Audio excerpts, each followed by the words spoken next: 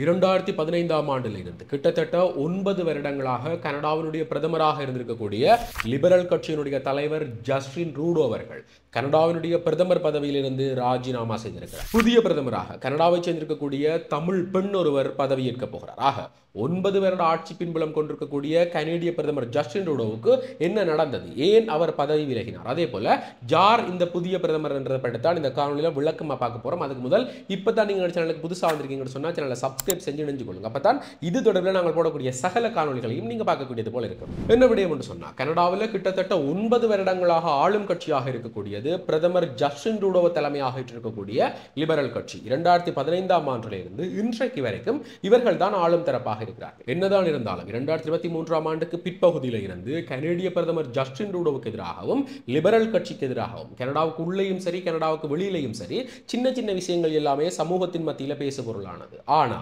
அப்ப அந்த அரசாங்கம் இந்த விடயங்களை கவனத்தில் எடுக்காம விட்டதுதான் இன்றைக்கு பிரதமர் பதவியில் இருந்து விலகிறதுக்கான நிலைகளை ஏற்படுத்தி இருக்குது. என்ன நடந்திருக்குண்டா, 2023ஆம் ஆண்டுக்கு பிற்பட்ட கால பகுதிகளில் இருந்து கனடாவை பொறுத்த மட்டும் பல முக்கியமான பிரச்சனைகள் எல்லாமே ஒரே அடியாக ஏற்பட தொடங்குது.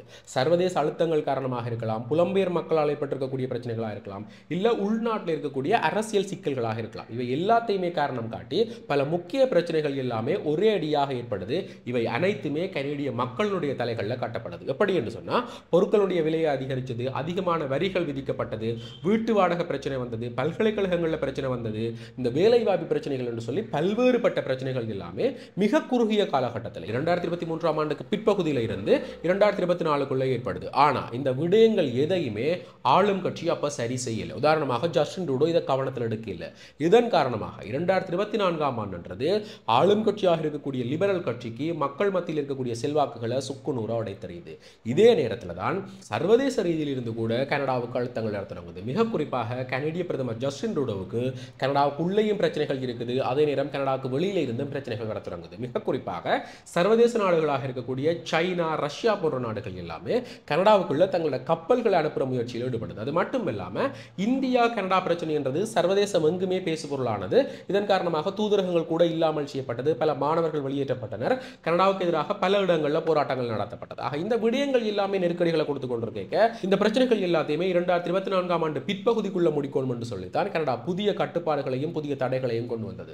உதாரணமாக சர்வதேச நாடுகளுடைய கொடுக்கல் வாங்கல்களாக இருக்கட்டும், பக்கத்து நாடாக இருக்கக்கூடிய அமெரிக்காவுடைய கட்டுப்பாடுகளாக இருக்கட்டும், புலம்பெயர்ந்த மக்களுக்காக இருக்கட்டும், சர்வதேச மாணவர்களுக்காக இருக்கட்டும் என்று சொல்லி பல புதிய கட்டுப்பாடுகளை கனேடிய அரசாங்கம் கொண்டு வந்தது. ஆனா இவர்கள் லட்ச மாதிரி எந்த விடயமே நடக்கல. மாறாக அமெரிக்காவுடைய தேர்தல் என்றது 2025ஆம் ஆண்டு கனடாவையே தலைகீழாக புரட்டி போட்டது. என்ன நடந்தது என்று சொன்னா, அமெரிக்காவுடைய புதிய அதிபராக டொனால்ட் ட்ரம்ப் வின் பண்ண பிறகு கனேடிய பிரதமர் ஜஸ்டின் ட்ரூடோவுக்கு ஏற்பட்டிருக்கக்கூடிய பிரச்சனை என்றது அவரை மிகப்பெரிய நெருக்கடிக்குள்ள கொண்டே தள்ளுது. ஏற்கனவே பல நெருக்கடிகள் இருந்தது, அந்த பிரச்சனைகள் எதுவுமே தீர்க்கப்படையில. இப்ப புதிதாக அமெரிக்காவுடைய பிரச்சனைகள் வர வந்ததால கனேடிய மக்கள் மத்தியில் இந்த லிபரல் கட்சி சார்ந்தும் ஜஸ்டின் ட்ரூடோ சார்ந்தும் பல சலசலப்புகள் எல்லாமே ஏற்படுது. இந்த தருணத்தில் தான் ஜஸ்டின் ட்ரூடோவுக்கு இன்னும் ஒரு மிகப்பெரிய சோதனை வருது. அதாவது லிபரல் கட்சியினுடைய மிகப்பெரிய ஆதரவாளராக இருக்கக்கூடிய ஜக்மீத் சிங்கினுடைய NDP கட்சி இனிமேல் நாங்கள் லிபரல் கட்சிக்கு ஆதரவு அளிக்கலை என்று சொல்லி ஒரு பகிரங்கமான அறிவிப்பை வெளியிடுறார். இதற்குடைய காரணமாக லிபரல் கட்சியும் சரி அதே போல ஜஸ்டின் ட்ரூடோவும் சரி மக்களுடைய சேவையில் இருந்து விலத்தி விட்டார்கள் என்று சொல்லியும் எதிர்வருகிற ஜனவரி மாதம், அதாவது 2025ஆம் ஆண்டு ஜனவரி மாதம் 27ஆம் தேதி கனேடிய பிரதமர் ஜஸ்டின் ட்ரூடோவுக்கு எதிராக நம்பிக்கையில்லா பிரேரணை நாங்கள் கொண்டு வர போறோம் என்று சொல்லி ஒரு பகிரங்க அறிவிப்பு அறிவிக்கிறார். இது இன்னும் மிகப்பெரிய நெருக்கடிகளை ஏற்படுது. ஏன்னு சொன்னா அவர்களுக்கு பெரும்பான்மை கிடைக்கிறதுக்கான சாத்திய கூறுகளே இல்லை. இப்படி ஒரு மிகப்பெரிய நெருக்கடி ஏற்படுக்க ஜஸ்டின் ட்ரூடோவினுடைய லிபரல் கட்சி உறுப்பினர்கள் பலரும் ஜஸ்டின் ட்ரூடோவுக்கு எதிராக கிளம்புறார்கள். ஏன், என்ன காரணம் என்று சொன்னா, 2025ஆம் ஆண்டுன்றது கனடாவை பொறுத்த மட்டும் மிக மிக முக்கியமான ஒரு ஆண்டு. அதாவது தேர்தல் நடைபெற போற ஆண்டு. அக்டோபர் மாதத்தில் இருந்து தேர்தல்கள் ஆரம்பிக்குது. ஆக இந்த கட்டத்தில் இப்படி ஜஸ்டின் ட்ரூடோவுக்கும் அதே போல லிபரல் கட்சிக்கும் இப்படியான பிரச்சனைகள் எல்லாமே தொடர்ந்து வந்து கொண்டிருந்தா ஏற்கனவே மக்கள் மத்தியில் செல்வாக்கு குறைஞ்சிருக்குது.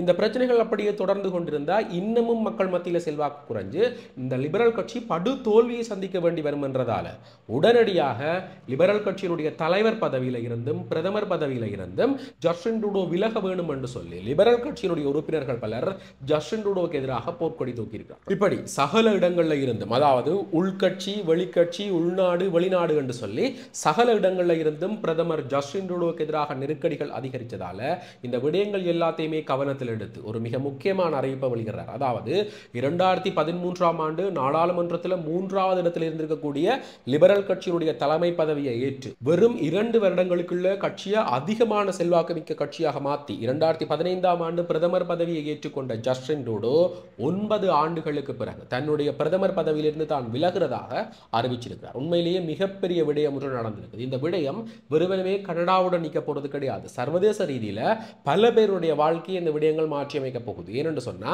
பல விடயங்கள் ஜஸ்டின் ட்ரூடோவால முன்னெடுக்கப்பட்டது. இனிமேல் அவர் இல்லை என்று சொல்லிக்க இனி புதிதாக ஆட்சி ஏற்க போறவர்கள் என்ன மாதிரியான நடவடிக்கைகளை முன்னெடுப்பார்கள் என்று சொல்லி எந்த விடயங்களுமே தெரியாது. ஆக கனடாவை சார்ந்து வாழக்கூடிய மக்கள் அதே போல கனடாவை சார்ந்து வாழக்கூடிய நாடுகள் எல்லாமே இனி இப்படிப்பட்ட பாதையில பயணிக்க போகுதுன்றதை பொறுத்திருந்து தான் பார்க்கணும். இப்படி இருக்கேதான் இப்ப மிகப்பெரிய பேசுபொருளாக இருக்கக்கூடியது புதிய பிரதமர் யார்? இந்த கேள்விக்கு கனடாவுடைய லிபரல் கட்சியினுடைய நகர்வுகளின் பிரகாரம் நாங்கள் பெற்றுக்கொள்ளக்கூடிய பதில் என்னன்னு சொன்னா, இப்ப இருக்கக்கூடிய நிலைமைகளுடைய பிரகாரம் கனடாவுடைய லிபரல் கட்சிக்கு மக்கள் மத்தியில செல்வாக்குகள் என்றது முற்றிலுமாகவே இல்லை. மாறாக எதிர்த்திருக்கக்கூடிய கன்சர்வேட்டிவ் கட்சிக்கு மிக அதிகமான செல்வாக்குகள் இருக்குது. இந்த நிலைமையை மாற்றி அமைக்கணும் என்று சொன்னா இப்ப புதிதாக பதவியேற்கக்கூடிய பிரதமர் என்றது ஒரு திறமான ஆளாக இருக்கணும். என்னன்னு சொன்னா இந்த பிரச்சனைகள் எல்லாத்தையுமே சரி செய்யக்கூடிய மக்கள் மேல மீண்டும் ஒரு நம்பிக்கையை கொண்டு வரக்கூடிய ஒரு நல்லவராக இருக்கணும். இதற்கு லிபரல் கட்சி சார்ந்து 3 பேர் முக்கியத்துவம் பெறுகிறார்கள். அதாவது முதலாவது முன்னாள் மத்திய வங்கி ஆளுநராக இருந்திருக்கக்கூடிய மார்க் கார்னி, இரண்டாவதாக முன்னாள் நிதியமைச்சராக இருந்திருக்கக்கூடிய கிறிஸ்டினா ஃப்ரீலாண்ட், அதே போல 3வது தற்போதைய போக்குவரத்து துறை அமைச்சராக இருக்கக்கூடிய அனிதா ஆனந்த். இவர்கள் மூவருடைய பெயர்கள் தான் அதிகமான இடங்களில் சுட்டிக்காட்டப்பட்டது. இவர்கள் மூவர் சார்ந்துதான் யாரோ ஒருவர் பிரதமராக வரப்போறார். ஆனா லிபரல் கட்சியினுடைய நகர்வுகள் எப்படி இருக்குதுன்னு சொன்னா இந்த புதிய பிரதமர் என்றது எப்படிப்பட்ட நம்பிக்கை மக்களிடத்தில் இல்லாமல் போனதோ அந்த நம்பிக்கையை மீள கொண்டு வரணும். அப்படி பார்க்க பதவியை ராஜினாமா செய்துட்டு போயிருக்கக்கூடிய முன்னாள் நிதி அமைச்சருடைய பெயர் என்றது இங்க கீழே வைக்கப்படுது. ஏனென்று சொன்னா அவர் மக்களுடைய நம்பிக்கையை உடைச்சு போட்டுத்தான் இந்த பதவியை ராஜினாமா செய்திருக்கிறார். அதே போல இருக்கக்கூடிய மிகப்பெரிய போட்டி அனிதா ஆனந்துக்கும் முன்னாள் மத்திய வங்கி ஆளுநருக்கும். ஏனென்று சொன்னா இவர்கள் இருவருமே இந்த பதவியை பெற்றுக்கொள்றதுக்கு முனைப்பாக இருக்கிறார்கள். அதிலேயும் மிக குறிப்பாக முன்னாள் மத்திய வங்கியினுடைய ஆளுநர் மார்க் கார்னி பல உறுப்பினர்களோட பேச்சுவார்த்தை நடத்தி கொண்டிருக்கிறதாகவும் இந்த கட்சியினுடைய தலைவர் பதவியை பெற்றுக் கொள்றதுக்கு முனைப்பாக இருக்கிறதாகவும் கூறப்படுது. அதே நேரம் அதிகமான கட்சி உறுப்பினர்கள் இந்த அனிதா ஆனந்துக்கு ஆதரவு தெரிவித்துக் கொண்டிருக்கிறதாகவும் இவர்தான் அடுத்த கட்சியினுடைய தலைவராகவும் அதே நேரம் பிரதமராகிறதுக்கான வாய்ப்புகள் மிக மிக அதிகமாக இருக்கிறதாக, கிட்டத்தட்ட 90% அதிகமாக இருக்கிறதாக கனடாவை சேர்ந்திருக்கக்கூடிய பல ஆய்வாளர்கள் சுட்டிக்காட்டியிருக்கிறார்கள். அவர்கள் சொல்லக்கூடிய விடயம் இந்த அனிதா ஆனந்த் என்றது ஒரு இந்திய வம்சாவளியை சேர்ந்திருக்கக்கூடிய தமிழர். இவருடைய அப்பா எஸ்வி ஆனந்த் என்று சொல்லக்கூடிய ஒரு இந்திய தமிழர் என்று சொல்லியும் இந்த அனிதா ஆனந்தும் ஒரு தமிழ் பிரஜை என்று சொல்லியும் அவர்கள் சுட்டிக்காட்டியிருக்கிறார்கள். ஆக கனடாவினுடைய பிரதமராக ஒரு தமிழர் பதவியேற்க போகிறார்கள் என்றது வரலாற்று மாற்றம் மட்டுமில்லாமல் ஒரு மிகப்பெரிய மாற்றத்தை உண்டு பண்ண போகுது. இப்ப இருக்கக்கூடிய இந்திய கனடா பிரச்சனைகள் என்றது கூட ஒரு நொடியில இல்லாமல் பண்ணிவிடும். ஆக சர்வதேச ரீதியில பல ஆதரவுகள் கிடைக்கப்படும் என்றது மட்டும் இல்லாம பல பிரச்சனைகள் தீர்க்கப்படும் என்று சொல்லிக்கிறதுனால இவருக்கு இந்த பதவி போகிறதுக்கான மிக அதிகமான வாய்ப்புகள் இருக்கிறதாக கருதப்படுகிறது. என்னதான் இருந்தாலும் முன்னாள் மத்திய வங்கியினுடைய ஆளுநர் மார்க் கார்னிக்கும் அதிகமான செல்வாக்குகள் இருக்கிறதால மிக இறுக்கமான ஒரு போட்டி நடக்கிறதுக்கான வாய்ப்புகள் மிக அதிகம் என்றே சொல்லப்படுகிறது. ஆக யார் பிரதமராக போகிறார் என்றதை பொறுத்திருந்து தான் பார்க்கணும். இந்த காணொலியை நீங்கள் கனடாவில் இருந்து பார்த்து கொண்டிருக்கக்கூடிய ஆட்களா இருந்தா தயவு செய்து உங்களுக்கு யார் வர்றதுல சந்தோஷம், யார் வந்தா கனடா மீளவும் ஒரு நல்ல நிலைக்கு வரும் என்றது சார்ந்து நீங்கள் என்ன நினைக்கிறீர்கள் என்றதை மறக்காம கமெண்ட் பண்ணுங்க. இந்த காணொலியை பார்க்கக்கூடிய பலரும் நீங்கள் போடக்கூடிய கருத்துக்களையும் வாசித்துக் கொண்டிருக்கிறார்கள். ஆக நீங்கள் அங்கிருந்து சொல்லக்கூடிய விடயங்கள் என்றது பலதரப்பட்ட அறிவுகளை மக்களுக்கு கொண்டு போய் சேர்க்கும். அதே நேரம் நானும் பல புதிய விடயங்களை பார்த்து தெரிஞ்சு கொள்றதுக்கு உதவியாக இருக்கும். ஆக இந்த விடயங்கள் சார்ந்து நீங்கள் என்ன நினைக்கிறீங்கன்றதை மறக்காம கமெண்ட் பண்ணுங்க. இதே போல மேலும் ஒரு முக்கியமான பிரயோசனமான தகவலோட இன்னும் ஒரு காணொலியில் சந்திக்கிறேன். நன்றி.